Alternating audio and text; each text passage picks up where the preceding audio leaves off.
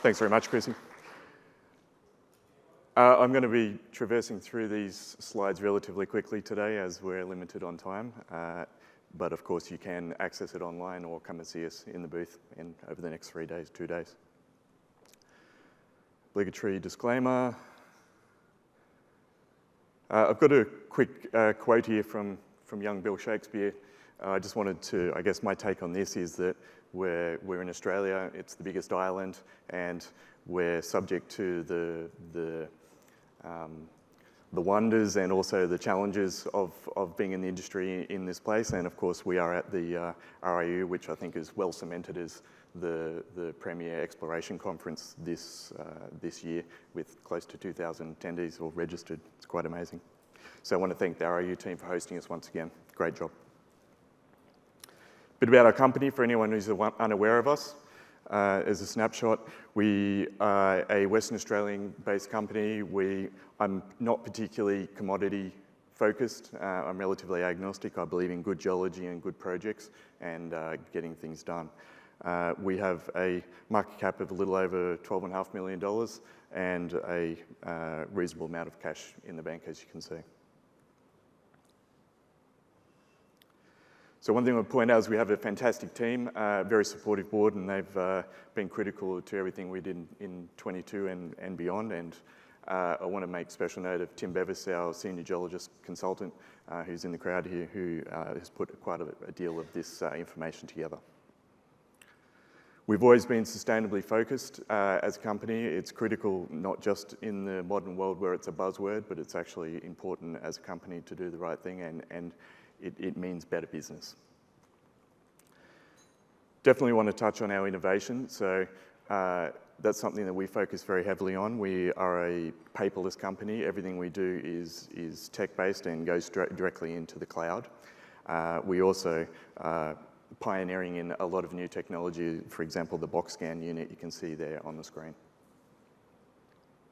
A bit about our projects, hopefully. There you go. So we are Western Australian focused, but we have a global influence or a global exposure. Our main focus at the moment is certainly on the Yalgoo and Mount Magnet projects. They are essentially precious metals, base metals, and energy metals.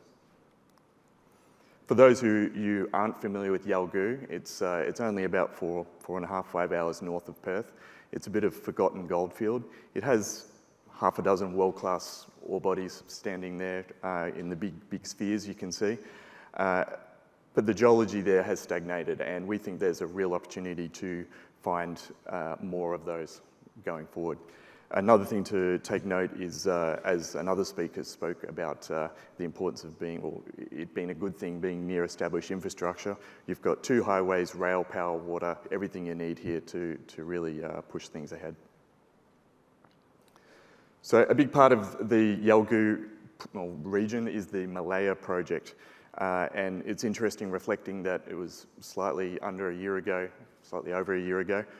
we were here at RIU, and we were talking about this project in this conceptual sense, because we'd done some basic soil sampling and a bit of mapping and that kind of stuff, and we were just about to drill our first hole into a brand new greenstone belt and a brand new mineralized belt altogether that no one's ever known's there. And that's pretty exciting as a geologist, especially when you've got all these other large mines nearby. So the very first hole went through several hundred meters of mineralization. Many of you may be familiar with what happened there. We had quite a lot of market interest, but since then we haven't stopped. So we've done multiple geophysics programs, we've done 4 more drilling programs, and we're just hitting mineralization constantly. Not going to lie to you, that can be a little bit frustrating. It'd be nice if some of the holes were dead, because that would mean you could discard those. But when every hole has mineralization in it, that's making a challenge where to focus next. Another quote from Shakespeare here, and I guess that's pointing out the fact that we've got a big one hidden here somewhere.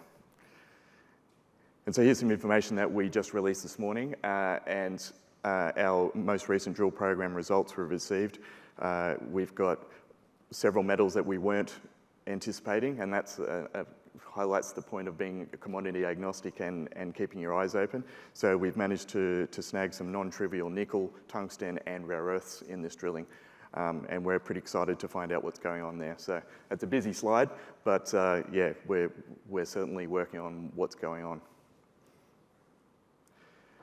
The target is primarily a copper target, and as another speaker spoke about the impending shortages of critical minerals like copper and zinc. You can see we've exaggerated the quantities in the drilling there, and you can see that we've got multiple zones of very, very serious enrichment in copper and zinc throughout this. There's at least 3 or 4 of them. And we're still putting the 3D picture of what that looks like together, but our geological model has been well and truly proven here, and we're really excited to go to the next phase of narrowing in where that big ore body is hiding. Okay, so we also have a project in Mount Magnet, so directly south of Ramelius Resources and next door to Genesis Minerals. We've got in blue there, the land holding, and we have known mineralization throughout the tenement, including shafts that aren't documented on government records with multiple grams in the waste dumps. So we're really looking forward to getting and doing some more work on those projects in the coming months. Okay, so as I mentioned, we have a bit of a global influence. We announced last year that we were involved with a company progressing a very large mine in Papua New Guinea called Tolokuma. Many of you may be familiar with it. They are going ahead with an IPO, and we've made a strong investment into that to help progress that. So while we're an explorer at the moment, we have designs of becoming a much larger entity. So Tempest also started its life as an exploration company looking for lithium only, and that was before the current buzz. And so as such, we're still quite leveraged in lithium.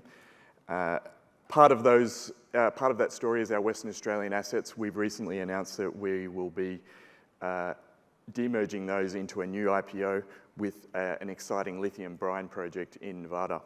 And that's going to be called Electra Minerals. So I'll point out that anyone who is a Tempest shareholder will get pro rata shares in this new IPO. We also have some commercial exposure to previous lithium deals.